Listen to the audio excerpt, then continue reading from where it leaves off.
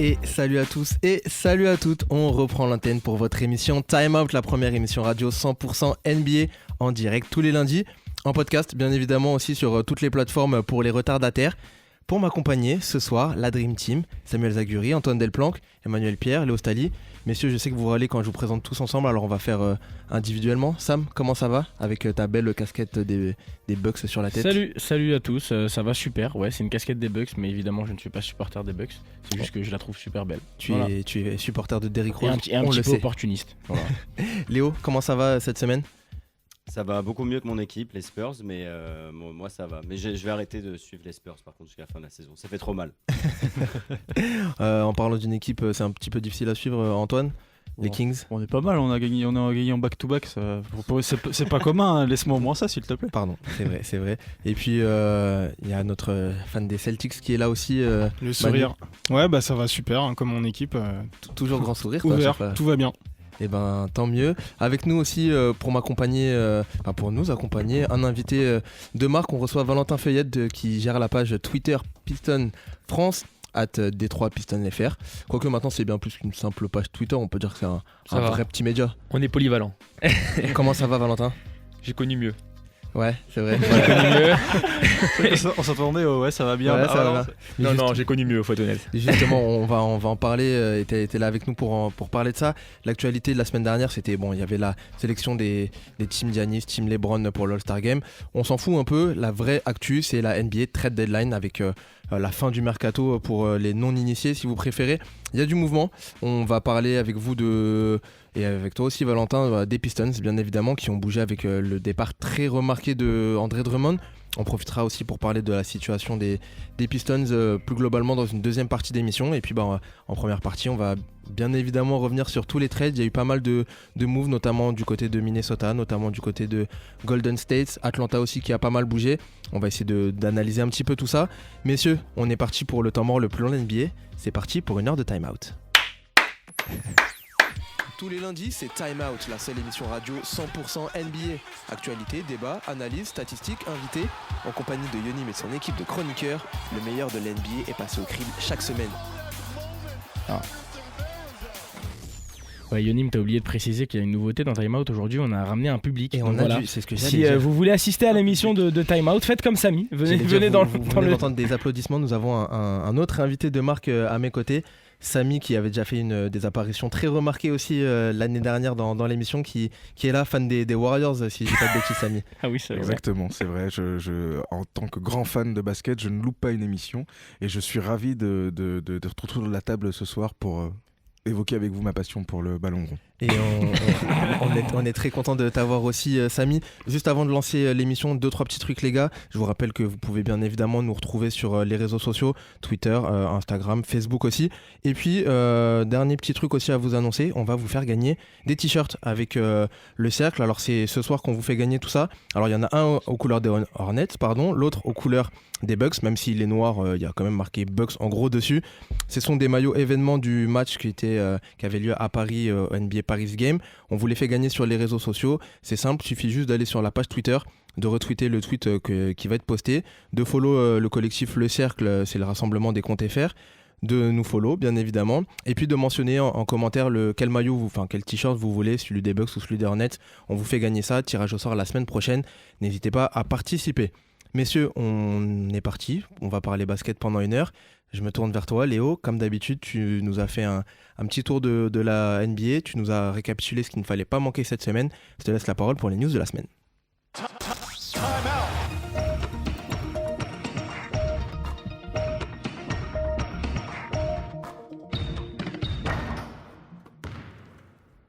On commence ces news avec J.R. Smith et Dion Waiters sur les tablettes des Lakers. Si je vous parle de ces deux bonhommes aujourd'hui, c'est parce que Darren Collison, qui était longtemps pressenti, a finalement décidé qu'il ne rejoindrait pas les Lakers. Et oui, après un dîner avec Jenny Buss et une invitation en courtside au Staples Center lors d'un match entre les Lakers et les Rockets, tout ça n'aura pas suffi pour convaincre l'ancien Pacers de reprendre le basketball et de rallier la team LeBron. Si la piste Collison est maintenant écartée, les Lakers sont toujours à la recherche d'un guard capable de scorer et créer en sortie de banc. Et sur ce profil bien particulier, ce sont maintenant J.R. Smith et Dion Waiters qui apparaissent dans les rumeurs. Concernant Gérard, on sait qu'il doit faire un workout avec l'équipe cette semaine. Et quant à Waiters, l'intérêt des Lakers est tout frais, lui qui est maintenant agent libre après s'être fait couper par les Grizzlies. Dans toute cette histoire, il y a un détail à ne pas négliger, c'est que les Lakers ont actuellement 15 joueurs actifs dans le roster, ce qui signifie qu'ils seront obligés de couper l'un des leurs pour signer un agent libre. Si Rob Pelinka venait à libérer une place, qui de Gérard Smith ou Dion Waiters viendrait compléter l'effectif. Fave pour Dion et retweet pour Gérard. Faites vos jeux. PJ Tucker garantit jusqu'en 2021. Ça n'a pas pu échapper aux fans de la balle orange que vous êtes. Houston est en train de faire une vraie révolution dans la ligue et l'a fait entrer dans une nouvelle ère, celle du mini-ball. Avec Capella transféré aux Hawks, Mike D'Antoni envoie maintenant des line-up exclusivement réservés à des joueurs mesurant 2 mètres ou moins. Dans cette configuration 3.0, c'est maintenant PJ Tucker qui assure au poste de pivot. Un poste auquel il devra donc assurer jusqu'en 2021 puisque sa 4e et dernière année de contrat a été garantie par sa franchise. Une année garantie à hauteur de 9 millions de dollars. En tout cas, c'est un move intelligent de la part des Rockets. C'est mérité quand on connaît tout ce que PJ Tucker peut apporter aux Rockets depuis 3 ans. Leader vocal, bon défenseur sur l'homme, à part sur Bojan Bogdanovic, est capable de sanctionner de loin, notamment dans les corners. Tucker fait donc partie de ce projet complètement fou initié par Daryl Morey et Mike D'Antoni pendant encore au moins 1 an et demi. Mesdames et messieurs, joueurs et joueuses de TTFL, c'est maintenant officiel. Vous pourrez donc piquer un pivot un tant soit peu dominant sur la tronche de PJ Tucker pendant encore 1 an et demi. Et pour ça, on dit merci qui ? Merci les Rockets. Enfin, on termine avec l'équipe de France féminine qui a validé son billet pour les Jeux Olympiques. Les Françaises avaient rendez-vous à Bourges le week-end dernier pour le dernier tournoi qualificatif. Et cocorico, elles ont réalisé un sans faute. Une qualification pour les JO de Tokyo qu'elles ont gagné grâce à une victoire inaugurale face à l'Australie et notamment grâce samedi à une victoire face au Brésil 89-72 grâce à l'inévitable Sandrine Gruda et ses 26 points. Cerise sur le gâteau, la victoire face au Porto Rico hier permet à la France d'obtenir un statut de tête de série pour les JO, ce qui permettrait d'éviter de jouer les USA le plus tôt possible dans la compétition. En tout cas, après l'argent à Londres en 2012 et une 4e place à Rio en 2016, les Bleus ont de gros objectifs pour Tokyo. Le prochain rendez-vous pour elles, c'est le tirage au sort le 21 mars. Et on leur souhaite bien évidemment des bonnes choses là pour les JO. C'est dans 6 mois, tout pile maintenant. C'est vrai que ça arrive vite. C'est une légende, hein, Sandrine Gruda. Ouais, franchement, Gruda, c'est vrai quelle que femme, ça fait... incroyable. Je sais pas combien de temps qu'elle est là, Ouais. mais elle est toujours au rendez-vous. Pour revenir sur Tucker, je crois que c'est le joueur qui a inscrit depuis le début de saison le plus de paniers dans le corner. Sur les spots. C'est son spot, ouais. C'est vraiment son spot. Eh ben, Ah ouais. Il aura bien l'occasion d'y aller maintenant qu'il joue pivot. On en parlera justement des Rockets et de ce line-up un petit peu inédit. On reviendra sur la trade deadline. Justement, on va commencer avec les premiers moves, messieurs. On va parler de la trade deadline. Il y a beaucoup de choses à dire. On va parler des Rockets, on va parler des Wolves, on va parler des Warriors. On en parle tout de suite. Trade deadline. I don't feel bad for nobody. I don't feel bad for nobody except teams that didn't make a move at the trade deadline. Y'all team make one little deal and now you're on top of the world. No. That was a shot at my team too. Shit. Look at that with no man.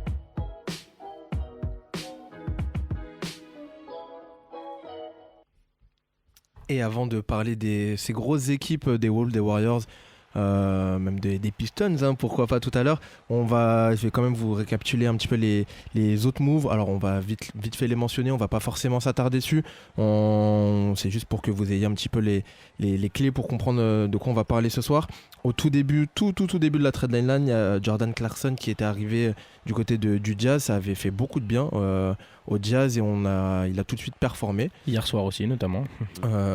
C'était un gros coup, alors que c'est vrai qu'il avait un peu de mal du côté des Cavs qui eux ont reçu Dante Exum. Donc voilà pour un des premiers mouvements de cette trade deadline. On a eu aussi du côté d'Atlanta Jeff Teague et Trevon Graham qui étaient arrivés de Minnesota, qui eux avaient reçu Allen Crabbe. Troisième trade aussi, Trevor Ariza, Wendell Gabriel et Caleb Swanigan qui est arrivé du côté de Portland cette fois-ci, et c'était un échange avec Sacramento qui avait reçu Ken Bazemore et Anthony Tolliver avec un second round pick aussi. Ça faisait partie des petits trades. Qu'est-ce qu'on avait encore ? Alors je regarde mes fiches parce qu'il y en a pas mal, je vais pas tous vous les faire. On a aussi eu du côté de Philadelphie, Alex Burks et Glenn Robinson III qui sont arrivés avec des échanges contre... The Third, on dit, ça se prononce The Third. Pardon, Aux sorry. États-Unis. Sorry. Alex Burke et Glenn Robinson III qui sont arrivés du côté de Philadelphie avec un échange contre les Warriors qui avaient reçu masse de pics aussi. Ça fait partie des petits mouvements qu'il y a eu du côté de Philly. Et puis, alors, je regarde un petit peu mes fiches. Il y a eu un gros trade aussi, un des derniers gros trades. Marcus Morris qui est arrivé avec Isaiah Thomas du côté des Clippers, qui va ou qui devrait se faire cut très. Il a été cut. Qui a été cut directement. Alors New York a reçu Maurice Harkless du coup avec un second round pick 2020 et Washington a reçu Jérôme Robinson. Marcus Morris du côté des Clippers, ça vous fait envie ou pas? C'est un sacré renfort quand même. Hein. Voilà, ils ont Paul George, ils ont Kawhi Leonard, ils ont qui sortent du banc Lou Williams et Montrezl, mais c'est vrai que ça peut pas, tout l'effectif ne peut pas se résumer à ça. Est-ce qu'il y avait à côté, ça pouvait sembler un petit peu léger et le collectif semblait un petit peu pas huilé dans les meilleures conditions et tu rajoutes un scoreur à tous ces joueurs-là, donc c'est forcément super intéressant dans la course au titre. Un peu regrettable quand même Isaiah Thomas, parce que je trouvais que l'association des deux, Marcus, Isaiah, en plus j'aime beaucoup Isaiah, mais il leur manquait ça à Clippers, un meneur vraiment score, parce que Beverley c'est défenseur élite, mais ils ont pas... Après il y a Lou Williams, alors tu vas me dire c'est pas vraiment un meneur, mais c'est un petit peu celui qui lead quand il sort du banc. Mais je crois qu'on sous-estime en ce moment, moi je surkiffe Isaiah Thomas, c'est l'un de mes joueurs préférés, mais en ce moment c'est vraiment terrible, c'est un trou noir en défense. Voilà pourquoi personne ne le prend, donc c'est dur pour lui. Aussi, après, c'est les échecs qu'il a subis un petit peu dans toutes ses équipes. Il est blessé, tu sais pas. Non, il est vraiment sur la fin de sa carrière, clairement. Plus personne ne le veut, donc que t'es, et puis voilà quoi. Valentin, toi, c'est vrai que moi je suis pas vraiment étonné par le fait que Thomas soit coupé, parce qu'en dehors du fait que du niveau que t'as mentionné, il y a eu quand même des problèmes aussi perso dans sa vie personnelle. Donc c'est vrai que c'est pas facile de se concentrer au basket avec tous les grosses galères qu'il a eues. Mais ouais, Marcus Morris, très bonne arrivée pour les Clippers. Je pense que dans cette conférence Ouest où tout peut aller très vite, pouvoir compter sur un gars comme Morris pour opposer Kawhi ou Paul George sur cette fin de saison, c'est très important. C'est quelqu'un de polyvalent. Moi je sais, je l'ai eu à Détroit, très bon passage, c'est là où il a explosé. Boston pareil. Et je trouve qu'il y a une polyvalence offensive et surtout une attitude parfaite pour une équipe qui joue le titre. Et tant mieux pour eux, on verra comment ça va fit du côté de... Après, une attitude parfaite, c'est quand même tête de con, Marcus Morris. Ouais, mais il en faut une dans pour une Doc équipe. Rivers de bien gérer tout ça quand même, parce que... Il y a du caractère dans son équipe. Ouais, voilà, ça peut partir en live, mais... Il faut du vice et de la mauvaise foi. T'as déjà pas de Beverley, mais c'est vrai que ça fera pas de mal. On va voir comment ça fit du côté des Clippers. On va, messieurs, alors il y en a beaucoup. On vous invite à aller voir tous les trades. Il y a pas mal de pages qui récapitulent tous les transferts qu'il y a pu avoir. Il y en a beaucoup. Il y a des échanges à plusieurs teams. On va revenir justement sur deux de ces gros trades. On va parler, messieurs, du trade entre les Wolves et les Warriors notamment. On en parle tout de suite. Please welcome to the floor, D'Angelo Russell. Hey, Minnesota. I just want to thank you guys, man. This is a pleasure, a true pleasure.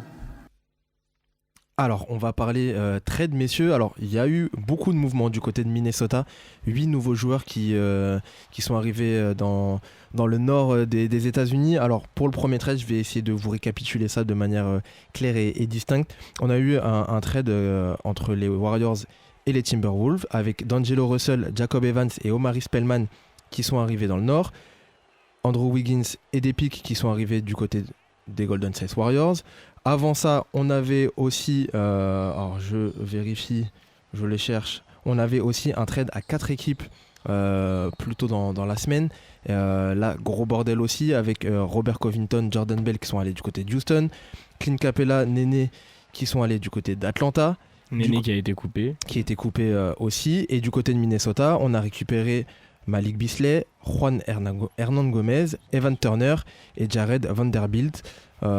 Et dernière équipe concernée, c'était les Nuggets avec Gerard Green, Keita Bate Diop, Shabazz Napier et Noah Vonleh qui sont arrivés du côté de... Gerald Green qui a aussi été coupé par les Nuggets. Beaucoup de moves, et donc on va s'intéresser là plus spécialement à Minnesota avec des grosses arrivées, enfin beaucoup d'arrivées en tout cas, et une grosse arrivée, celle de D'Lo. Comment vous analysez cette trade deadline et le futur de Minnesota sur cette saison? Déjà, vu le premier match sans D'Lo, j'ai l'impression que D'Lo c'était la recrue trop, parce qu'ils battent de 28 points les Clippers sans lui. Avec Malik Beasley à 10 000% à 3 points. Et un joueur que j'ai découvert, je ne sais pas si vous connaissez, McLaughlin. Ouais, pareil, je l'ai découvert aussi. Ouais, Mais lui, il est arrivé dans un trade où il était déjà là aux Wolves. Personne ne sait. On va vérifier ça tout de suite. Je vais vérifier ça et termine ton Vous aimez bien dans cette émission poser des questions auxquelles on n'a pas les réponses. C'est sympa ça. Bah, je comptais sur votre expertise. Non, mais en tout cas, moi, je suis.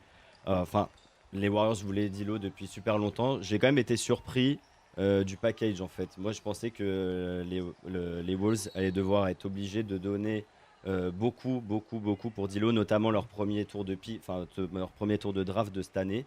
Et finalement, ils donnent que celui de l'année prochaine, protégé top 3. Et si jamais la mayonnaise prend entre D'Lo, Kat et l'équipe, il ne sera pas si intéressant que ça. Enfin, je sais pas vous messieurs, mais moi je pensais que les Wolves allaient vraiment devoir se dépouiller quoi, pour D'Lo. Ouais, ça je suis d'accord avec toi. Juste pour revenir sur McLaughlin, il était là depuis le début de la saison, il a signé un tout et contract. Et avant, il était à Brooklyn, c'est bien ce qui me semblait. Lui. C'était celui-là, ce McLaughlin-là, qui était du côté des Nets. Voilà.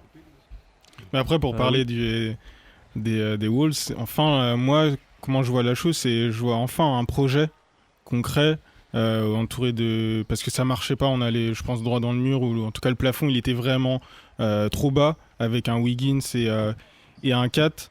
Et enfin, on ramène un très fort joueur, un All-Star, qui a été D'Angelo All-Star l'année dernière avec les Nets. Et ouais, D'Angelo, il faisait pas du tout partie du projet des Warriors. Quand il est arrivé l'année dernière, on savait tous que quand Curry, Klay Thompson, tout ça allait revenir, qu'ils allaient le trader, que voilà, il allait pas faire partie du projet. Donc voilà, il arrive avec son poteau, 4. Donc ça peut marcher ça, selon vous est-ce que jouer avec son pote, ça fonctionne? Ça peut, on verra après sur le parquet. Déjà, ce qui est bien, c'est que les Wolves, ils ont réussi à rassurer leur star, parce que Kat, il commençait quand même un petit peu à râler de la situation de sa franchise. Après, c'est un nouveau front office, donc ils ont tenté des choses. On sentait qu'ils perdaient leur pivot star, qui s'éloignait tout doucement des Wolves. Il a montré des frustrations claires. Il a clairement parlé. Donc, quand Covington il a été trade sur Insta, il s'est pas prié pour montrer qu'il était il était pas du tout d'accord de la situation que prenait la franchise. Bon move du côté des Wolves. Après, c'est difficile à dire tout de suite. Faudra attendre voir sur l'année prochaine. Cette année déjà. Cette année. Ils vont finir la saison, ils vont apprendre à se connaître. Mais, ça va être l'année prochaine. Il y aura énormément. Par contre, là, 4, on va lui demander des résultats. On va pas attendre encore que les Wolves ça fasse 11e de l'Ouest. Là, va falloir essayer d'aller clairement chercher une place en play-off. Après, offensivement, c'est quand même sur le papier, c'est ultra intéressant. Défensivement, c'est sûr que tu perds quand même une pièce importante, je trouve, Covington qui était un bon défenseur. C'est pour ça que moi, je suis optimiste. Offensivement, c'est très bien. Il rejoint Kat, D'Angelo Russell. Mais moi, j'ai toujours ce sentiment qu'il manque encore un truc. Je sais pas si ça va suffire pour les Wolves. C'est un nouvel effectif. Ouais. Ça va quand même faire longtemps, que Kat et Wiggins sont arrivés dans la franchise, qu'il y a ce projet de on fait jouer nos jeunes au drafté, qu'on veut retrouver les playoffs. Là, tu fais un move qui pour moi va pas vraiment changer grand chose. Moi, c'est mon avis. Je pense qu'il manque encore un truc. Ça va sûrement être mieux parce que je pense qu'intrinsèquement, D'Angelo Russell c'est capable d'être plus régulier que qu'Andrew Wiggins. Donc là-dessus, c'est bien. Mais je pense quand même qu'il manque une profondeur d'effectif et cette rigueur défensive dont on parlait. Il y avait une date qui était intéressante. Okogie, c'est le deuxième joueur le plus ancien après 4, c'est un sophomore. Donc il y a tout à reconstruire, mais en termes d'alchimie collective dans cette franchise qui a 9 nouveaux joueurs. Tu l'as mentionné, Yonim. Pas mal de moves. On va parler rapidement, si vous le voulez bien, des Warriors. De l'autre côté, qui ont eux reçu cette fois-ci Andrew Wiggins. Est-ce que ça vous semble intéressant? Alors on sait que D'Lo, tu l'as dit, ne s'inscrivait pas réellement dans le projet. On s'attendait à ce qu'il parte peut-être cet été, ça a été un peu plus tôt cette fois-ci. Est-ce que Andrew Wiggins, bonne pioche, et surtout, est-ce que on sait que c'est un number one de draft, ça va leur faire du bien. Sachant que tu comptais pas sur le long terme sur D'Angelo Russell. Ça peut être intéressant le recrutement d'Andrew Wiggins.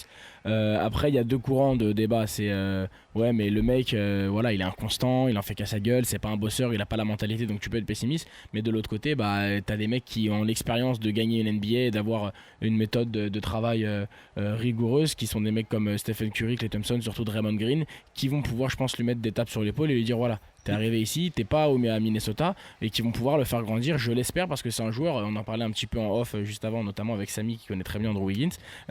C'est un joueur qui il est trop inconstant et on a tous envie de le voir à son meilleur niveau, parce qu'il avait montré sur sa saison rookie quand même des choses très intéressantes, et on revoit pas un Andrew Wiggins. Après, il a quand même beaucoup moins de pression, il aura quand même beaucoup moins de pression qu'au Wolves, parce que c'est un premier tour dans une équipe. Enfin, avant que Kat arrive, c'était c'était censé être le futur des Wolves. Après, il formait un duo avec Kat au final, qu'on le veuille ou non. Là, il fait un peu penser au profil d'Harrison Barnes pour le premier titre des Warriors, un poste 3 assez efficace, athlétique, il peut même jouer 4 de temps en temps dans le small ball. Il aura moins de pression, parce que ça sera à Curry et à Thompson de porter la baraque et à Green de défendre. Et on le voit, Curry on l'a vu s'entraîner, il devrait pas tarder à revenir sur le terrain. Juste pour vous dire aussi que Andrew Wiggins n'arrive pas tout seul. Alors on parle d'Andrew Wiggins du côté des Warriors, il arrive aussi avec des pics, un second tour de 2021, c'est ce qu'attendaient aussi les Warriors, et puis un second tour un top 3 protégé en 2021 aussi, c'est ce qu'attendaient les Warriors pour pouvoir reconstruire, aller chercher là avec la saison qu'ils vont faire. Ils vont avoir des pics et ça va leur faire du bien aussi aux Warriors. Clairement, ils vont pouvoir utiliser tout ça peut-être dans un package pour aller choper un autre joueur. Les Warriors l'année prochaine, en tout cas Wiggins, pour continuer de parler de Wiggins n'a jamais joué dans une franchise qui gagnait. Donc là-dessus, pour moi, l'environnement, il y a des joueurs, les grands joueurs, ils performent quoi qu'il arrive dans n'importe quelle franchise. Lui, on s'est aperçu, malheureusement, premier choix de draft en 2014, mais les attentes, c'est peut-être trop lourd sur ses épaules. Mais dans un contexte un peu plus favorable où il y a moins de cette pression, peut-être on va vraiment enfin voir tout le potentiel de Wiggins. Et ça peut être vraiment bénéfique pour les Warriors. Et attention, les Warriors l'année prochaine, même sans Wiggins, ça jouer le titre. Et vraiment, il faudra compter sur eux l'année prochaine. Et peut-être avec un Wiggins meilleur. Il y aura Curry en option numéro 1. Et après, peut-être Wiggins tout de suite sera en coude à coude avec Klay Thompson, je pense. Ça sera la surprise que nous réserverons ces Warriors. On les attend l'année prochaine. Ça sera l'une des grosses équipes encore à suivre, avec le retour de Klay Thompson, de Stephen Curry, avec l'arrivée aussi d'Andrew Wiggins. On va enchaîner, messieurs, avec... Moi, je voulais finir sur un élément par rapport à Andrew Wiggins. J'étais assez étonné quand j'ai checké ça il y a quelques jours. C'est son contrat et son salaire, en fait, pareil. J'ai vu ça par rapport aux Warriors. Millions. Il touche 27 millions cette année. C'est progressif jusqu'à l'été 2023, et sa dernière année, sans option, elle est à 33, voire presque 34 millions. C'est vrai qu'on l'a pas mentionné, il a un contrat... Et j'espère que... Après, ils ont beaucoup d'assets, et Bob Myers, c'est l'un des meilleurs managers et tout ça. L'environnement, c'est nickel, comme vous l'avez tous dit, mais c'est vrai que si on veut ajouter vraiment un troisième gros joueur scoreur à côté du backcourt, les Splash Bros, il va falloir que Wiggins, vraiment, il arrive à se développer bien dans cet environnement-là, parce que ça risque d'être un peu juste pour atteindre les finales NBA comme avant, quoi. Et ça fait partie des défis aussi des Warriors là, avec justement la gestion de contrat et la gestion de ces superstars pour redevenir une équipe compétitive. On analysera ça bien évidemment dans l'émission. Comme je vous le disais, messieurs, on va enchaîner avec la suite. Il y a beaucoup de choses à dire. On va parler notamment des Rockets, on va parler aussi d'Atlanta. C'est tout de suite.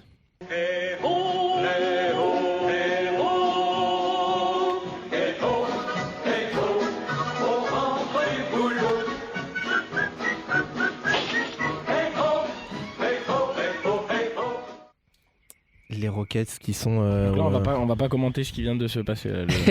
Juste si je peux me permettre, j'ai Samuel tout à l'heure qui me dit on est devenu une émission sérieuse, et là vous me sortez les nains. Mais pourquoi nous... C'est Flavien à la prod. Pourquoi nous parlons des 7 nains, et parce que bien évidemment les Rockets, comme tu l'as dit Léo dans tes news... J'ai pas compris, putain. Je viens de comprendre. Sont... Très bien Samuel, très bien. Les Rockets ont clairement tout misé sur le small ball, avec le départ de Clint Capella notamment. Le plus grand fait 2m01, je crois que c'est Covington qui est à 2m ou 2m01 et pas plus. Voilà. Pas du Caboclo aussi, des mecs comme ça qui montent à 2-3, 2-4. Je sais, pour titiller, hein, c'est vraiment pour faire chier. Voilà, on est à 2 cm près quand tu vois C'est le pivot, hein. la ligue actuelle. Alors, on en parlait, Léo, t'en parlais un petit peu dans tes news.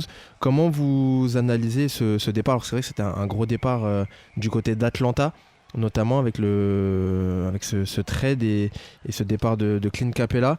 Comment vous analysez ça? Est-ce que ça vous semble judicieux d'avoir lâché l'un des meilleurs joueurs de l'effectif après le duo de meneurs qui sont Westbrook et puis James Harden? Qui veut se mouiller? Moi j'étais surpris comme tout le monde parce que c'est vrai que maintenant une raquette Covington Tucker c'est révolutionnaire quoi. Mais après moi je trouve ça très excitant de voir ces Rockets réaliser tout ça. Je vais vraiment les suivre jusqu'à la fin de la saison parce que ça m'intéresse énormément. Pour l'instant ça marche plus ou moins. En tout cas le premier match contre les Lakers, même si à un moment tu voyais clairement Covington et Tucker se marcher dessus dans le corner parce que les deux ils sont habitués au corner. Ils ont gagné pour leur premier match. Mais en tout cas moi je suis très excité pour les Hawks parce que je pense que l'association Trae Young-Capella, s'ils continuent à développer un jeu très rapide, transition et puis connaissant les qualités de passe de Trae Young, ça peut être très efficace. Et Clint Capella, il aura le même rôle qu'il avait en fait aux Rockets avec James Harden qui distribuait. Juste là, il aura changé de partenaire de alley-oop, de passe, mais ça peut être très bien pour les Hawks en tout cas. Les Hawks ont aussi perdu, pardon de t'interrompre, ils ont aussi perdu du coup Jabari Parker dans un trade qui est parti lui du côté de Sacramento avec Alex Len.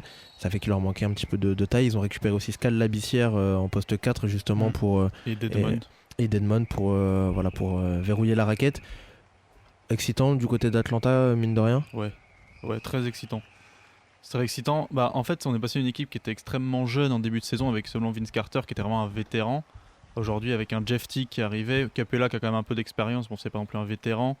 Tu récupères Dedmon aussi, donc tu protèges ta raquette et tu crées en fait un duo dans la raquette aussi, puisque le duo c'était surtout un Trae Young, John Collins, sauf que maintenant John Collins il va pouvoir être aidé avec un pivot de qualité et un autre très expérimenté en sortie de banc. Donc non, c'est très excitant. Puis comme l'a dit Léo, Capella c'est totalement le style de joueur qui peut plaire aux Hawks, plus les Hawks veulent courir, donc Capella il court relativement vite. Enfin, il peut suivre une pace assez large, donc c'est cool. En parlant de duo d'intérieur, tu t'y connais bien toi, Valentin. Comment tu analyses un petit peu comment tu vois ces Hawks et Atlanta là pour la suite avec cette grosse raquette maintenant pour le coup?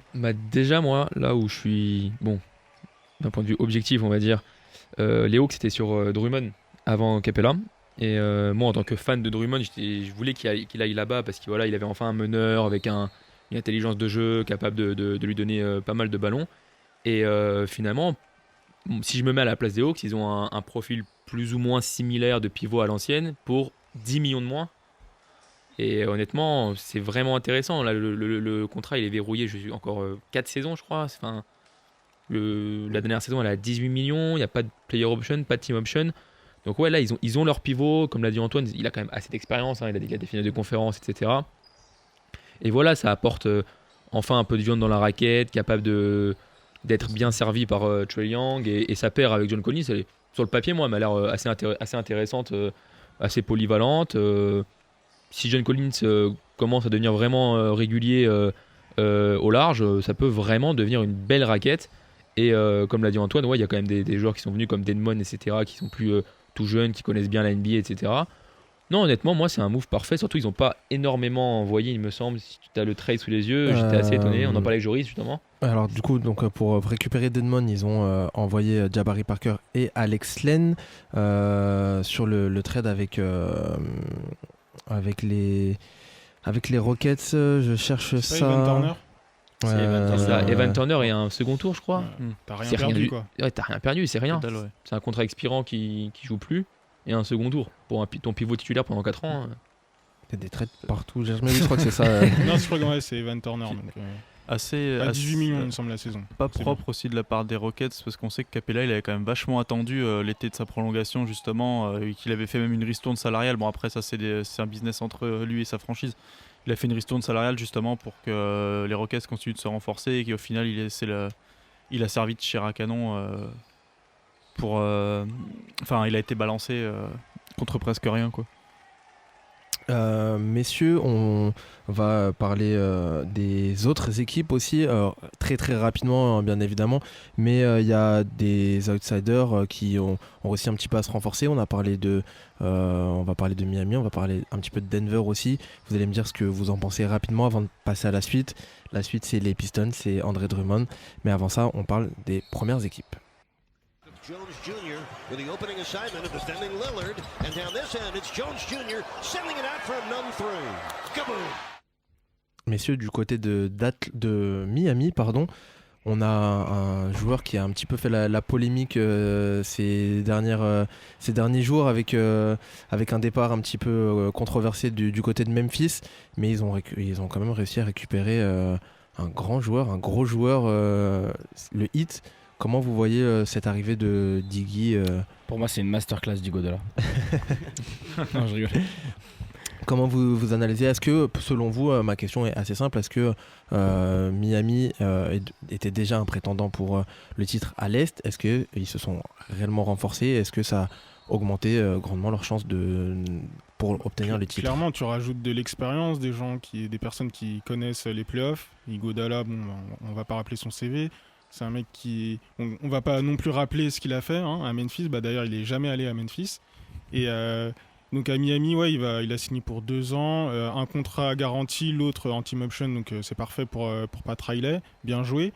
Et il va parfaitement s'inscrire dans le jeu. Je pense il va jouer ses 15-20 minutes peut-être en playoff. Apporter son expérience, ses capacités défensives. Après, moi, j'aimerais bien voir aussi sur le long terme s'il n'est pas non plus rincé, voir comment il est. Parce que quasiment un an sans jouer, j'aimerais bien voir ça quand même.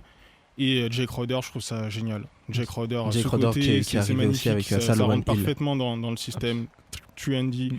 Donc franchement, beau move. Miami qui se rapproche encore un peu plus du contender. Après, il y en a un qui se dégage clairement de tout le reste, mais Miami, gros renfort et parfait, bien joué. Ouais, je sais pas comment Spoelstra va agencer tout ça, mais en tout cas, s'il décide de conserver le 5 avec lequel il travaille depuis le début de la saison, tu as quand même en sortie de banc Dragic, Jay Crowder et Iguodala. Ça fait énormément de matchs de playoffs cumulés, et justement pour les playoffs avec une rotation resserrée, avoir 8-9 joueurs, et parmi ces 8-9 joueurs des joueurs comme ça promet. Et pour moi, il passe directement à une équipe encore plus sérieuse et encore plus à surveiller. Parce que, je complète parce que Duncan Robinson, je regarde pas mal de matchs de Miami, je le trouve vraiment très ciblé par les attaquants et vraiment naïf. Il est rookie, donc, ou sophomore, ouais. Donc il doit encore progresser défensivement. Et donc je pense Spoelstra, il n'hésitera pas à des fois enlever Duncan Robinson pour mettre du Jake Crowder, et Jake Crowder en défense, c'est complètement autre chose. Il a de quoi faire. On parle de Miami. Est-ce que vous avez peut-être à la fin de cette trade deadline d'autres équipes selon vous qui s'en sortent grandies et qui ont fait un pas de plus vers leur ambition? Antoine? Les Grizzlies, je trouve c'est intéressant ce qu'ils continuent de faire en fait. Ils cachent pas leurs ambitions. Ils ont drafté Jaren Jackson, ils ont drafté Ja Morant, ça joue bien, ils les font jouer. Ils les entourent et il y a un petit groupe de jeunes à Memphis qui est super intéressant. Ils ont récupéré Justice Winslow dans le trade avec Miami. Justice Winslow, James Johnson qui est parti après. Dion qui est parti aussi, Waiters.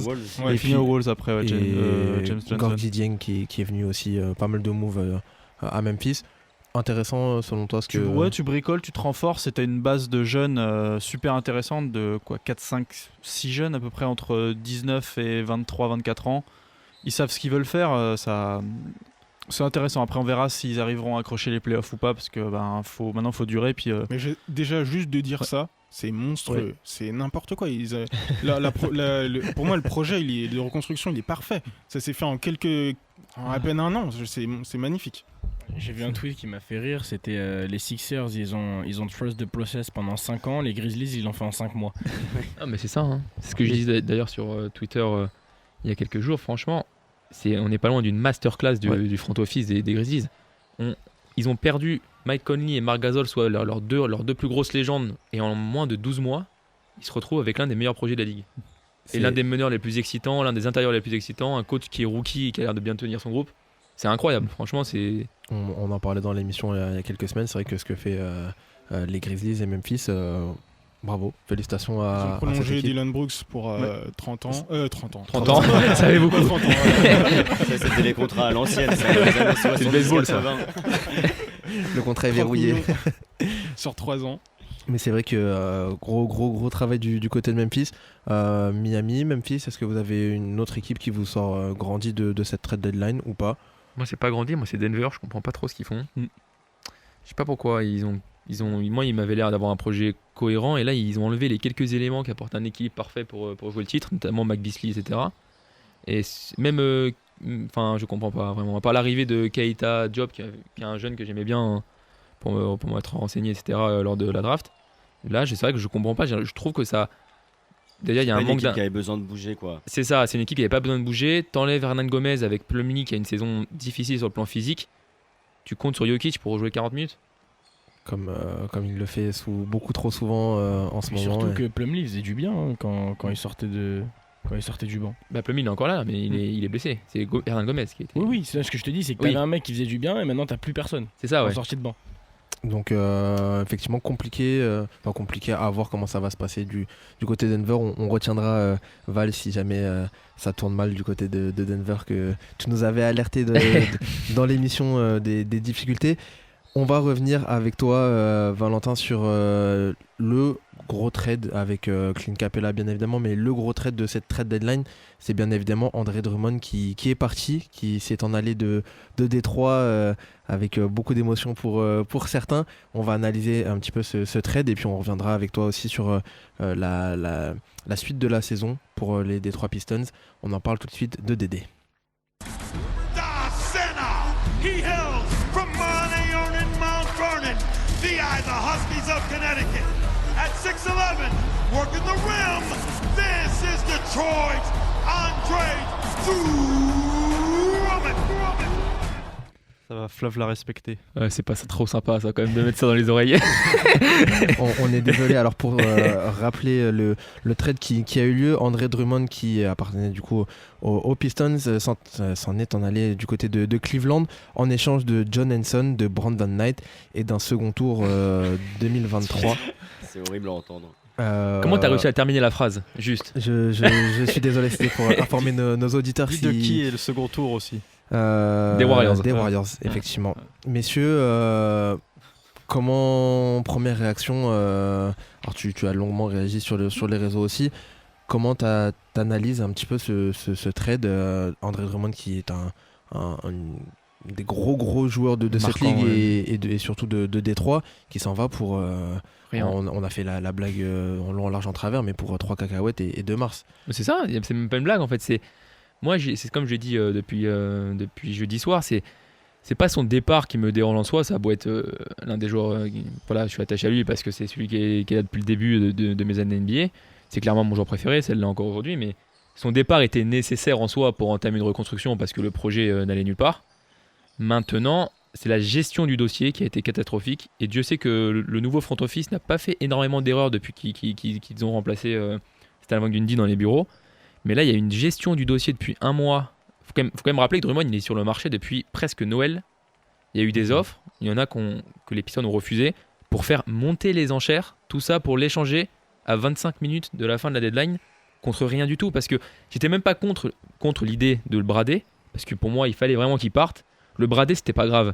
Mais là, c'est même pas c'est même pas brader, là, c'est du vol. Enfin, là, on a mis Drummond dans un avion et on n'a rien du tout. On n'a rien du tout en échange. Non, mais franchement, c'est hallucinant. Franchement, je suis déjà énervé d'en parler. Parce que, à la limite, si on avait eu 2-3 second tours, pourquoi pas. Mais là, on en a un seul. Et même quand on creuse, on se rend compte que c'est pas 2020. 2020, ça aurait été utile, ça aurait été la reconstruction cet été. C'est 2023 et c'est même pas les Cavs, c'est les Warriors qui vont revenir. Il y a un manque de respect aussi pour le joueur qu'il est. Enfin, il y a trop de trucs qui vont pas dans la gestion du dossier. Messieurs, vous, comment vous voyez ce trade on l'a bien compris, hein, on est sur un trade pas très égal au final, vu la légende qu'est André Drummond dans la raquette des Pistons. Moi, je vais parler de la franchise de Détroit, pas du joueur pour le moment. Moi, je comprends pas du tout le projet sur le long terme. À quel moment, en fait le front office aurait dû se demander beaucoup plus tôt où on va. On va droit dans le mur, ok, on prend très tôt la décision de trade Drummond. On n'attend pas la dernière minute qu'il ait une valeur marchande ridicule, sachant qu'on sait que cet été il a une player option, qu'il risque de ne pas la prendre, alors que le joueur il veut le max. On sait que voilà, plus ou moins il veut le max. Donc on sait que pas mal d'équipes ne voudront pas se mettre dessus. On n'attend pas la dernière minute pour le trade et avoir rien. Mais genre l'offre elle est ridicule. Gestion de dossier très, très, très bizarre au final. On le sait. Détroit, mais genre le chemin de croix il va être très très long. Et pour rappeler aussi qu'il y a eu une offre qui a été refusée des Hawks avant Capella, qui comportait Chandler Parsons ou Alan Crabb, Damian Jones et le tour des Nets de cette année. Et ils ont refusé ça parce qu'on voulait plus. Et on se retrouve avec beaucoup moins au final. Je sais pas, un McFlurry quoi. Enfin, c'est ridicule. C'est ridicule. Franchement, même dans Touquet, c'est pas possible de faire ça. Franchement, j'arrive même pas à y croire. J'ai même pas réussi à écrire dessus encore. Tellement que ça me paraît lunaire. Antoine, comment ils ont réagi les médias locaux t'as suivi un petit peu Alors j'en ai parlé par message privé sur Twitter à pas mal de médias, pas mal de beatwriters et journalistes locaux. Bah déjà ils sont tous attristés parce que dans le groupe, enfin dans les vestiaires, c'était un mec super attachant. Drummond, c'est pas quelqu'un, c'est pas une grosse tête, c'est pas une tête brûlée, c'est quelqu'un. Et ils étaient, bah déjà en fait tout le monde a été pris court et même Drummond je sens des fans des Pistons dire oui, Drummond réagit sous le coup de l'émotion, il était au courant qu'il allait partir. Non, Drummond il était au courant qu'il était dans les négociations. Et là, ce qu'il accuse, il accuse le front office de Détroit de ne pas l'avoir appelé pour dire qu'il allait partir à Cleveland. Il a appris son trade sur Twitter. Comme ça se fait souvent. Et les derniers bruits de couloir qu'il y a eu dans l'après-midi, heure française de jeudi, que ce soit Vosges, que ce soit Shams Charania, c'est que normalement Derrick Rose et Andre Drummond ne devaient pas bouger. C'était ça les derniers bruits de couloir. Donc Drummond il a dit je souffle, tout ça pour être envoyé à Cleveland. Ouais, non, il y a eu, on dirait qu'on a paniqué, alors qu'en réalité, on aurait pu même attendre cet été, parce que cet été, il y avait 3 options. Soit il prenait sa player option, dans ce cas-là, il entamait sa dernière année de contrat, on aurait pu l'échanger plus facilement l'année prochaine. Soit il prenait pas sa player option, il partait gratos, donc exactement comme là. Soit on pouvait monter un sign and trade, comme ça s'est fait très souvent les derniers temps. Ça s'est fait avec Durant, ça s'est fait avec D'Angelo Russell, il me semble. Avec Butler. Avec Love quand il est parti à Cleveland. Voilà, c'était un peu cette même chose-là. Et là, il se passe rien. On n'a rien. Ça sert à quoi de le laisser partir? Laisse-le terminer la saison. Voilà, il serait devenu presque le meilleur rebondeur de l'histoire des Pistons. Là, il est deuxième. Et tu aurais pu lui offrir une belle sortie. Là, il part comme ça. C'est vrai que la sortie est assez manque un peu de classe. Hein. Ah bah clairement. On l'a mis, tu l'as dit, hein, dans un avion. C'est ça. On l'a mis dans un avion. Et puis à quelques minutes de la fin de la trade deadline. Et puis direction Cleveland qui a un pro, voilà, qui a. Je pense que tout le monde était choqué de voir Andre Drummond, de voir Cleveland se mêler à cette lutte-là, parce que on pouvait s'attendre à des noms peut-être, même s'ils ne devaient pas bouger, mais on s'attendait certainement pas à Cleveland. On a sous-estimé, je pense, la valeur de Drummond là. Hein. Je pense que c'est un manque de respect aussi. Il y a clairement un manque de respect. Il y a un manque de respect, mais il y a aussi la valeur du marché qui a fait que il y avait qui voulait des Drummond. Non mais ça je suis d'accord, en grande partie à cause de sa player option, le marché n'était pas, on va dire, représentatif de la valeur du joueur, ça je suis d'accord. Dans ce cas-là, pourquoi Détroit fait ça? Déjà même tu entames une reconstruction avec cette image-là sur la free agency, t'as vu comment tu traites tes joueurs? Un mec qui est resté là presque 8 ans, déjà t'entames, t'as une mauvaise pub directement pour la reconstruction, contrairement à Memphis qui a offert une belle sortie à Gasol qui était champion, Conley est parti à Utah, t'as une belle sortie. Memphis, on en parlait de la reconstruction, ils se sont débarrassés de leurs 2 meilleurs joueurs de leur histoire et ils ont une reconstruction parfaite parce qu'ils ont bien réussi à s'en débarrasser au bon moment. Et au bon moment surtout. Là il y a un problème de timing, comme je l'ai dit, parce que Drummond est sur le marché depuis Noël. On a voulu faire monter les enchères pour faire ça, donc finalement il y a un paradoxe énorme dans les décisions du front office et ouais, non, c'est vrai que je comprends pas. Et il n'y a même pas eu de justification. Bah non, ils ont dit qu'à cause des, en fait ils ont dit que l'objectif de la saison c'était les playoffs évidemment. Du coup. Mais là, il y a eu, comme tout le monde s'est blessé en fait dans l'effectif. Rose, Griffin, le seul joueur qui s'est pas blessé c'est Lonson Galloway, c'est le seul joueur qui a fait tous les matchs. Donc il s'est dit on s'est précipité en fait dans l'idée de la reconstruction qui n'est pas mauvaise. Mais il faut bien la préparer, Voilà, il faut bien la préparer là. Justement, on va en parler maintenant de cette reconstruction et de cet effectif des Detroit Pistons. On va revenir avec toi, Val, sur cette dernière partie d'émission sur ta franchise de cœur. On va parler tout de suite des Detroit Pistons. Come on, what? Who has the best handles in the league? Dumb question. I think Si vous nous rejoignez en direct, vous savez que nous sommes avec un invité de marque aujourd'hui, avec Valentin Fayette qui tient le compte Piston FR, @Piston FR. Valentin, on a parlé du trade d'André Drummond assez remarqué et assez marquant pour la NBA et puis même pour les fans de la franchise. On va parler un petit peu justement de cette franchise. Comment tu vois l'avenir maintenant avec le départ de Drummond, Blake Griffin qui est toujours blessé, qui a du mal à revenir au top physiquement. C'est un petit peu difficile là du côté de Détroit. Il y avait pas mal d'incertitudes et avec le départ de Drummond encore plus maintenant. Comment tu vois l'avenir toi? Alors on va dire on avançait déjà avant, on avançait dans un brouillard sans trop d'objectifs avec l'envie de jouer les playoffs, mais on savait très bien qu'on allait rien faire. Là on avance dans un brouillard mais avec une idée déjà plus claire de reconstruire. Donc déjà là-dessus c'est un peu mieux. Et oui, comme je l'ai dit en introduction tout à l'heure, la reconstruction elle était nécessaire parce que j'ai presque envie de dire que depuis le départ de Billups en 2008 en échange d'Iverson, on n'a jamais eu une vraie reconstruction, mais une reconstruction totale, drastique. On a eu un seul vrai bon pic de draft, c'était Drummond en 2012. On a voulu encadrer Drummond, ça a marché en 2016. Après c'était insuffisant, on a dit il faut l'encadrer d'une vraie star, on a pris Griffin, ça a marché un an, là ça marche plus, ça s'essouffle. On a toujours voulu encadrer Drummond sans réellement reconstruire. Là on pète tout, on va peut-être enfin avoir dans les prochaines années un top 3 ou top 5 de la draft qui n'est pas arrivé depuis Darko Milicic, je pense que c'est le dernier top 3 qu'on ait eu. Et bonjour le pic. Mais là aujourd'hui on a une base de jeunes qui est intéressante, qui est pas sexy, qui est intéressante. J'ai presque envie de dire heureusement qu'il y a des joueurs qui ont explosé de manière un peu surprenante. Je pense notamment à l'Ukrainien Zvi Mikhailuk qu'on a échangé contre Reggie Bullock qui est resté 2 mois aux Lakers. Il jouait pas aux Lakers. Aujourd'hui Mikhailuk c'est l'un des meilleurs shooters à 3 points, top 10 sur potentiellement top 5 je pense en termes de pourcentage, qui est jeune, il a 22 ans il me semble. Christian Wood qui était un joueur qui était 15e homme aux Bucks, J-League aux Sixers.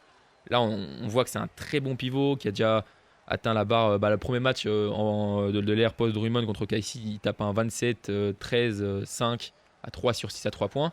C'est quelqu'un qui sait driver, qui sait dunker, qui dunk toujours dès qu'il peut dunker.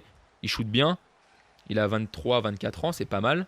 Bruce Brown également, qu'on a drafté l'année dernière. Qui est jeune, très jeune. Qui est jeune, il a 22 je crois. Second tour en plus. Second tour, très loin, 42 ou 43e. Et évidemment, il y a toujours Luke Kennard qui est l'un des joueurs les plus talentueux, qui est blessé en ce moment, mais qui est un très bon shooter, joueur très intelligent. Belle révélation cette année au final. Oui, avant sa blessure, il était à 17 points, il était en 17, 3, 5 je crois de moyenne. On l'attendait pas forcément et c'est lui un petit peu qui a porté l'attaque des Pistons cette saison. Et il formait d'ailleurs avec Derrick Rose en sortie de banc une très belle paire au début de saison. Ça, je vois que tu regardes avec des énormes. Oui, effectivement, on parle de Derrick Rose, mais Luke Kennard, inattendu pour le coup. Oui, Luke Kennard, vraiment inattendu. Et le dernier, évidemment, Cocorico, Sekou Doumbouya, qui, lui, a profité du désastre des Pistons pour avoir des minutes. On s'y attendait pas. Et voilà, il y a eu des hauts et des bas. On sait c'est un 2000 ou 2001, c'est 18 ou 19 ans. Très jeune, Sekou Doumbouya, on voit que c'est un projet, ça va mettre du temps. Mais voilà, il a déjà montré des belles choses en défense sur des gros joueurs. Bon, belles choses, à relativiser, on parle de LeBron et compagnie, mais face à des gros joueurs comme ça, il a montré qu'il n'avait pas peur. Il a déjà dépassé la barre des 20 points 2-3 fois. Je connais un Français à New York qui ne l'a pas fait. Et voilà. Et surtout qu'il y a un environnement à Détroit aujourd'hui. J'ai plus confiance en Dwayne Casey pour reconstruire qu'en Dwayne Casey pour nous emmener avec l'avantage du terrain en playoff. Dwayne Casey, on a vu, les gens ont tendance à l'oublier parce que c'est Nick Nurse qui a fait exploser Siakam. Mais les prémices de Van Vliet, Siakam, Powell, c'est avec les Raptors 905, c'est avec Jerry Stackhouse, Dwayne Casey. C'est lui qui a commencé ça. Et on voit qu'il a une belle relation avec les jeunes. Et voilà, maintenant, il faut que ça se développe bien. On va voir ce qu'on va drafter cette année. Il y a pas mal de meneurs, donc on a de la chance. On a plus de 40 millions à dépenser cet été.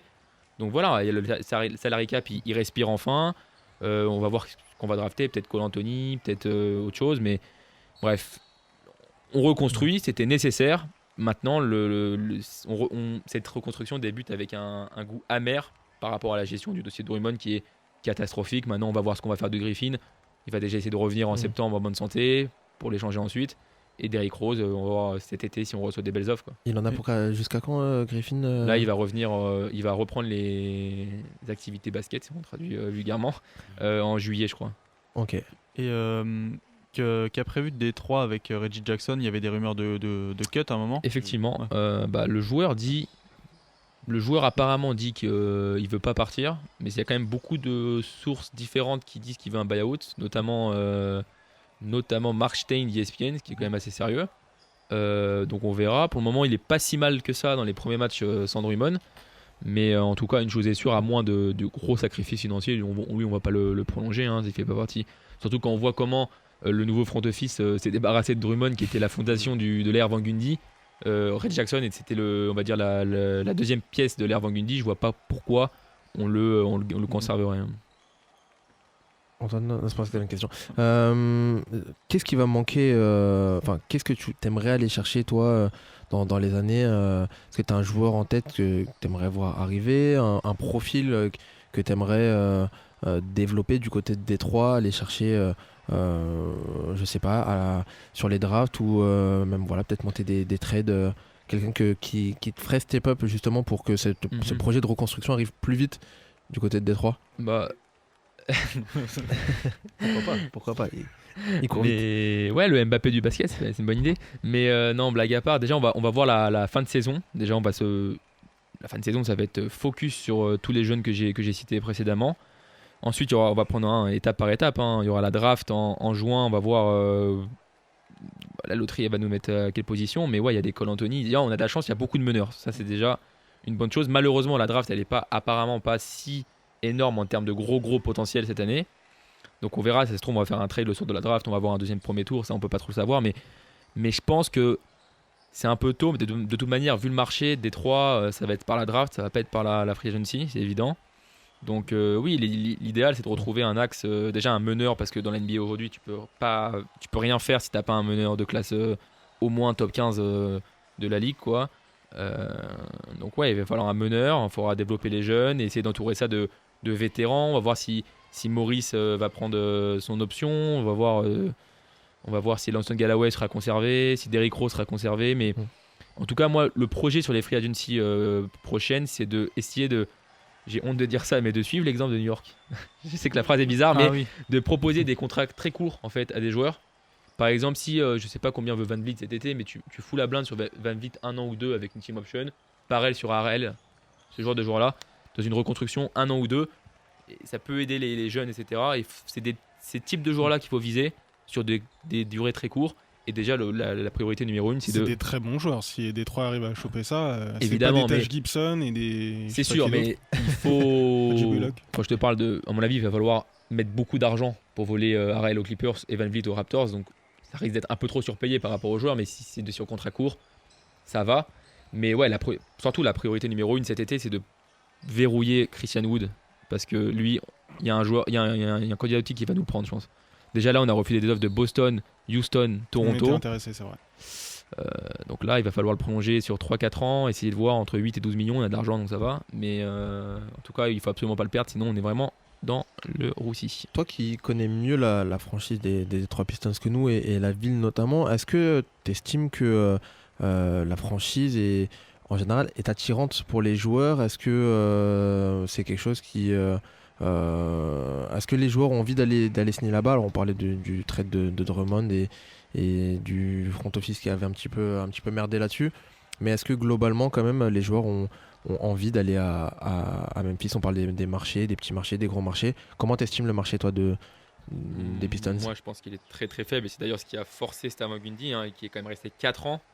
Il a bien vu sur les 3 premières années, chaque été il n'arrivait pas à attirer des joueurs sauf en surpayant des John Lawyer ou des choses comme ça. C'est pour ça qu'on s'est mis sur Griffin, on n'avait presque pas le choix. Un joueur comme ça à Détroit, t'es obligé de foncer dessus.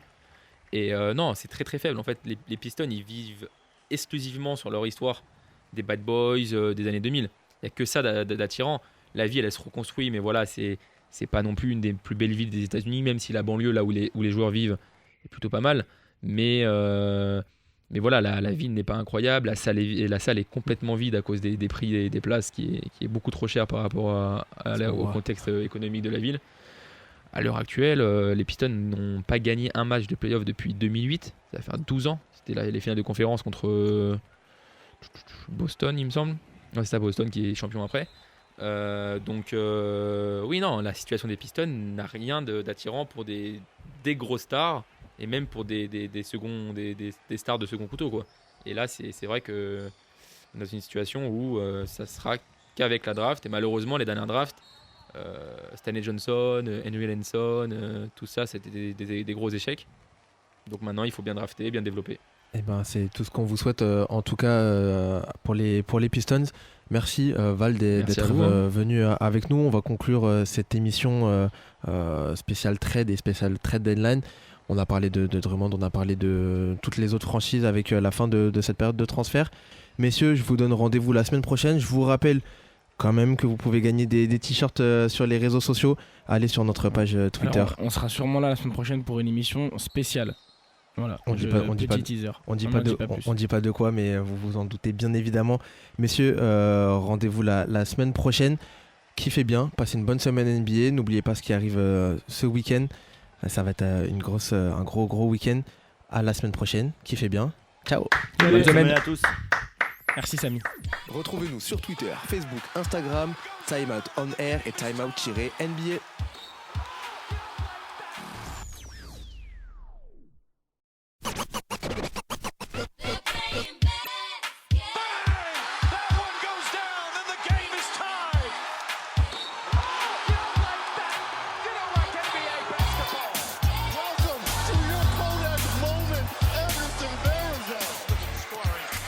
Also an open up